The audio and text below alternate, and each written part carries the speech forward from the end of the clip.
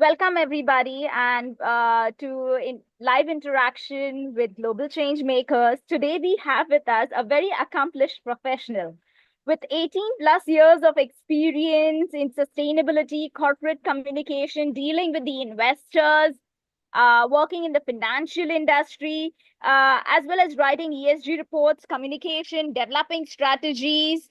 She is leading the sustainability arm of National Bank of Kuwait and is based in Egypt.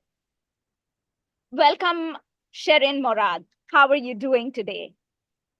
I'm fine. Thank you so much for this nice introduction. I'm very pleased to join everyone and to get to interact with you and to learn more. It's an honor to have you with us.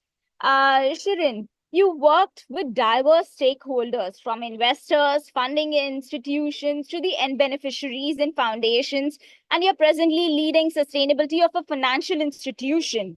How has your journey been? And when did you take the pivot? And what motivated you to work in the space of sustainability?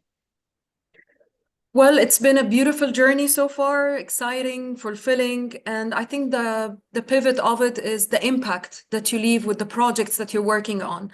So if it's a social project, supporting women from the technical education in Egypt, these girls are really minors and they're really underprivileged. So you're able to fund them to continue with their work, to start as microfinance and to grow as a small business. This and the impact to see them later on growing and actually selling their products now and becoming like young entrepreneurs. So these kind of projects is very important. The impact is actually the peak and the pivot of such work in sustainability and sustainable finance.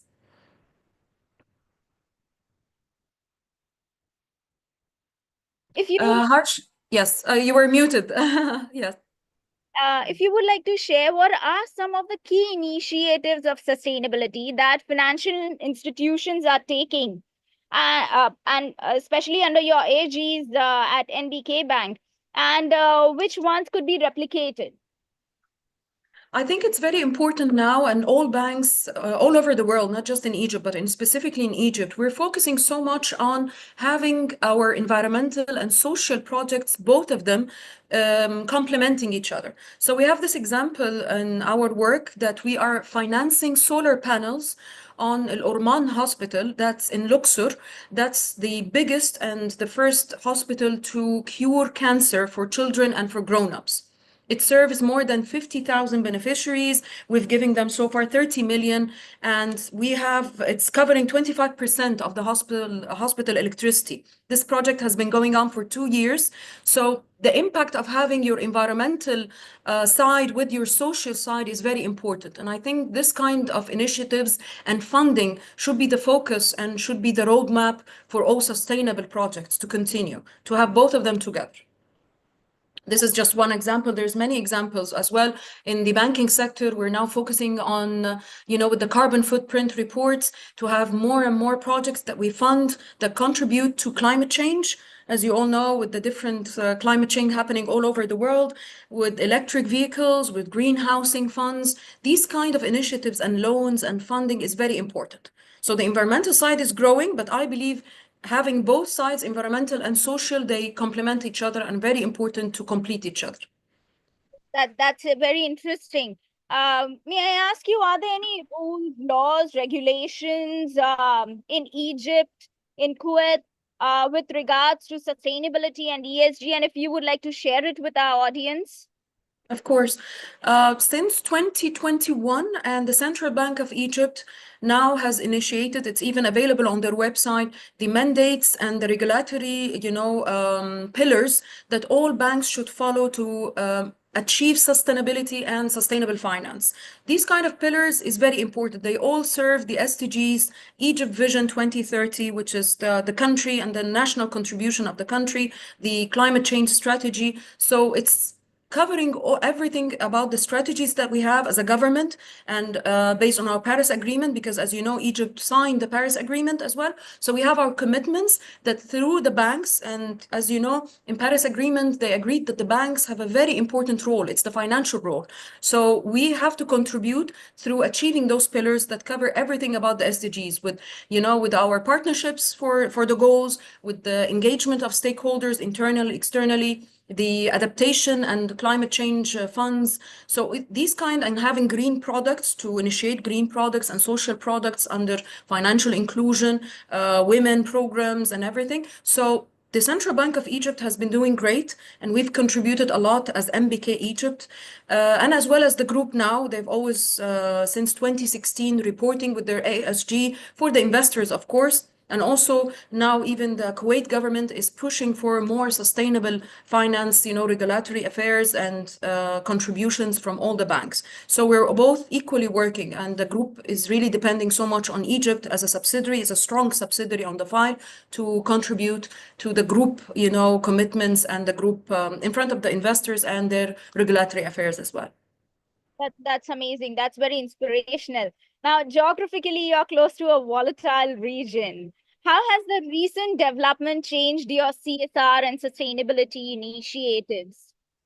Under donations, which comes under the CSR initiatives and the community investment, all banks in Egypt has been very, of course, being in Egypt and with the war in Gaza, everyone since the beginning, they've been contributing with food packaging and with the crisis and with medical supplies. We've been sending it from Egypt, across Gaza, to reach to all the people there during the war. So as well as our group has contributed approximately since the beginning till now about 5 million US dollars of food and yes, and supplies, medical supplies for the people of Gaza. So I think this is very important, the role of banks and the role of financial institutions and NGOs. This is the time where our work in the social aspect, it's the best times to do that. If we don't do it now with such wars and, displacement happening there and different regions, this is our role, especially in our geographical location. It's very sensitive, of course. That's a huge amount, and I'm glad that y'all are all playing your bit and your roles. It's Yes. very, now at this juncture, what kind of collaborations would you look from global communities or exchange of knowledge or support towards your initiatives?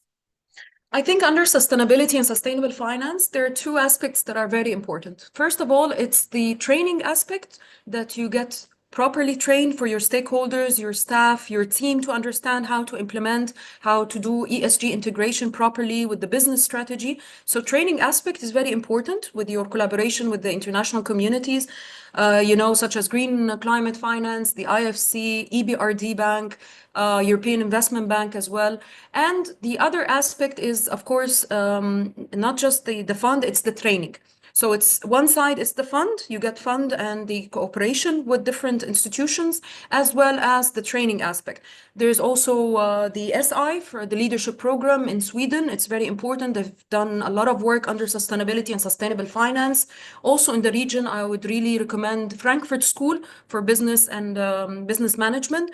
They have amazing online programs that is very supportive of the SDGs and that contribute to climate change, to renewable energy, sustainable finance, even ESG investing and the impact of ESG investing. So these kind of trainings and programs is very important. So it's training and funding as well. Lovely. I hope that we can collaborate with some of these institutions in your time. Uh, Yes. And now, what is your vision for sustainability for the coming 3 years at the bank? And what do you see as an international evolving trend? Because there are some countries who are not much for it. So how do you see that it would impact geographically to your operations and to your work? Of course, now with the political changes all over the world, especially with the US and the withdrawal from agreements, international agreements related to climate change and support with different aids, it's becoming very challenging. But we have to continue, trying and to work as champions for a better world. We have to continue what we started. We have to try within our own governments and our own countries to support this and to work on it and to sustain ourselves without getting, different funds from outside, as well as, to continue with the targets and the agreements, with the international communities. And there's always different countries who are ready to support you, So I think the whole Europe will rise a lot. I mean, it's already contributing a lot, but I think the EU will continue with the, holding the flagship and to continue with the sustainability and sustainable finance, mandates and everything. And I think what is also challenging and yet important for us not to forget that sustainability and sustainable finance should not be an ESG reporting game. It's more of a business game that not a game, I mean, it's a business necessity that it has to be integrated in our work, and you have to think about the impact, even if it's not in the short term, it's on the long term. So if we continue thinking of ESG as a long-term investment, but in the end, it is an investment and it has its revenues, this is very important because we are part of the change. So we cannot just, back off now, but we have to be more patient. So I think I really hope we continue, sticking to our flag and holding the flag till the end. So we manage to do the change and the impact we've been doing now, to continue with that. I love the passion and the compassion that you I really appreciate that. And because of people such as yourself, I'm sure the flag will be held up, and the moment will keep Of continuing. course. Yes. The That sustainability torch. I always call it the sustainability torch. Someone has to continue holding the sustainability torch, like the Olympics. indeed. Any final words of wisdom for all the viewers who would watch the recorded version? Thank you so much for this opportunity. And I'm always happy if anyone wants to reach out through LinkedIn to ask me any questions, to share information. That would be great. Of course, I'm always happy to help with different young people because they're the future in the end, we're getting old anyway. So they're the future, and I think also they should believe that banking sector is not a boring sector. People will believe that, you work in a corporate kind of framework. Yes, in the end, it's a corporate framework, but your role is different. You're a green champion inside your bank or financial institution, so you're always a dreamer. You're also, the sustainability champion there. So people should look at corporate side when you work on sustainability and champion and or being a leader of sustainability and sustainable finance, as it's a very nice job and it's very fulfilling as well. So they should think of themselves as the champions there. Yeah.